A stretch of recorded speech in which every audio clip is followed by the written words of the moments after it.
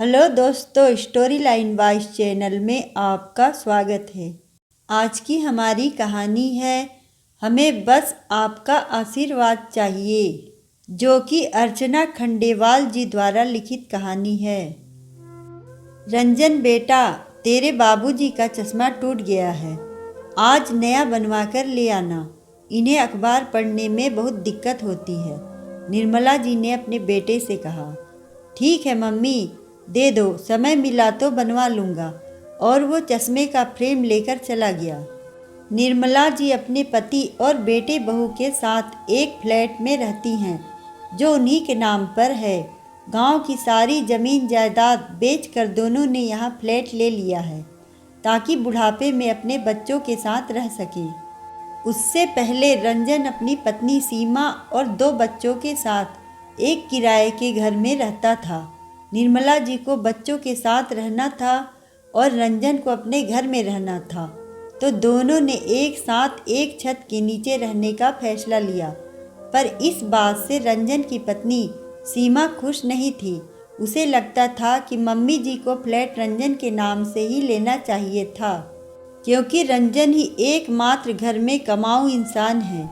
वो अपने परिवार के साथ अपने माता पिता का भी खर्चा उठा रहा है। रंजन अपने माता पिता की मन से सेवा करता था और सीमा उनका हर काम टालने की कोशिश करती थी। शाम होने से पहले निर्मला जी ने सीमा को फ़ोन करके चश्मे की बात याद दिलाने को कहा, क्योंकि रंजन काम की व्यस्तता में कई बार घर के काम भूल जाता था। ये सुनकर सीमा भड़क गई। मम्मी जी, पापा जी 1-2 दिन अखबार नहीं पढ़ेंगे तो कोई पहाड़ नहीं टूट जाएगा। वैसे भी सारा दिन टीवी चलता रहता है और टीवी की खबरों से मेरा दिमाग पक जाता है, और लाइट का बिल भी तो बहुत आता है। घर में जरा भी शांति नहीं रहती है। एक तो फ्लैट आपने हमारे नाम नहीं किया, फिर किस हक से आप हमसे हर काम के लिए बोल देते हो। सीमा के ताने सुनकर निर्मला जी की आंखें भर आई। वो चुपचाप अपने कमरे में आ गई। रंजन ऑफिस से आया तब भी बाहर नहीं आई। रंजन सीधा उनके कमरे में आया और उसने चश्मा अपने पिताजी को दे दिया, तो कैलाश जी की आंखें खुशी से चमक गई। तुझे याद था, तू चश्मा बनवा कर ले आया। हाँ पापा, मैं आप दोनों का काम कभी नहीं भूल सकता हूँ। आप भी तो मेरी छोटी से छोटी चीज़ याद रखते थे, कभी लाना नहीं भूलते थे। और रंजन ने अपने मम्मी पापा के पाँव छू लिए। पापा, कल मुझे एक कंपनी में इंटरव्यू के लिए जाना है और अभी से रात को उसकी तैयारी करूँगा।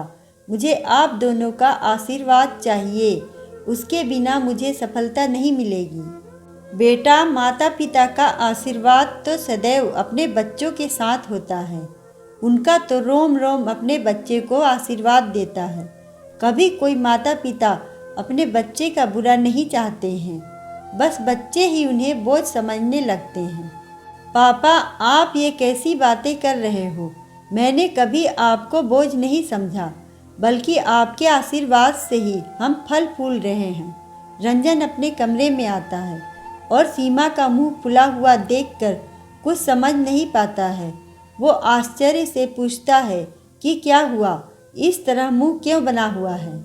आपको अपने मम्मी पापा का तो हर काम याद रहता है, बस मेरा और बच्चों का काम ही भूल जाते हो। उनका काम तो कभी नहीं भूलते। सीमा, वो ज़रूरी काम था और तुम इस तरह शिकायत मत किया करो।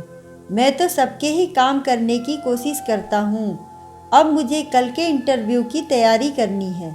ये कहकर रंजन अपना लैपटॉप खोल लेता है और सीमा करवट लेकर सो जाती है। सुबह रंजन उठकर तैयार हो जाता है और अपनी मम्मी का इंतज़ार करता है, जो अभी तक भी मंदिर से नहीं आई थी। इंटरव्यू का समय निकल रहा है और आप हो कि जिद पर अड़े हो। अरे मम्मी जी का आशीर्वाद नहीं लोगे तो कौन सी दुनिया हिल जाएगा। वैसे भी आपको सफलता आपकी मेहनत से ही मिलती है, इसमें मम्मी जी पापा जी का आशीर्वाद क्या करेगा। सीमा थोड़ा तुनक कर बोलती है, पर रंजन नहीं सुनता है। वो अपनी मम्मी का मंदिर से आने का इंतज़ार करता है। मैंने आज तक कोई भी काम बिना मम्मी पापा के आशीर्वाद के बिना नहीं किया है और आज मैं उनका आशीर्वाद लेकर ही जाऊंगा, रंजन कहता है। 10 मिनट बाद निर्मला जी मंदिर से आती हैं और बेटे को बहुत सा सफलता का आशीर्वाद देती हैं। वो अपने पिताजी से भी आशीर्वाद लेकर चला जाता है। मम्मी जी, आज आपकी वजह से रंजन को देरी हो गई है। मैं तो सोच रही थी कि ये नौकरी मिल जाती, तनख्वाह भी बढ़ जाती और रंजन भी मुझे मेरे नाम से एक फ्लैट खरीद देते, पर आप तो चाहती ही नहीं कि हम भी अपने फ्लैट में रहें। सीमा ने फिर ताना दिया। सीमा, मैं रंजन की नौकरी और लंबी उम्र के लिए ही भगवान से प्रार्थना करने रोज मंदिर जाती हूँ। और रही फ्लैट की बात, तो हमारे जाने के बाद ये फ्लैट तुम्हारा ही होगा। ये तो तुम्हारे पापा जी की इच्छा थी, इसलिए उन्होंने मेरे नाम से लिया है। मैं आज ही उनसे बात करके फ्लैट तुम्हारे नाम करवा देती हूँ। तुम दोनों खुश रहो।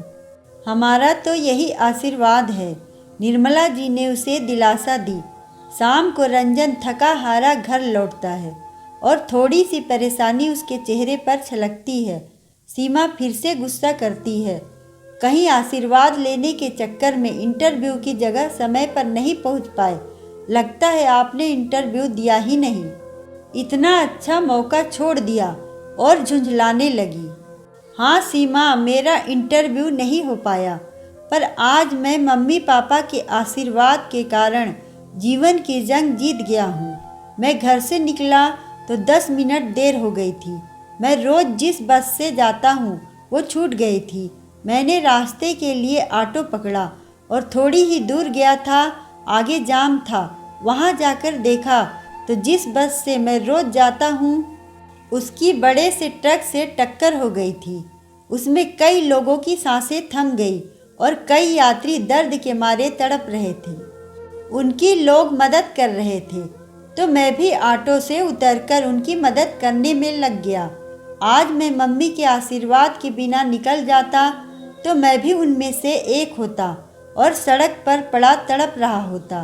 रंजन की बातें सुनकर सबने ईश्वर को धन्यवाद दिया।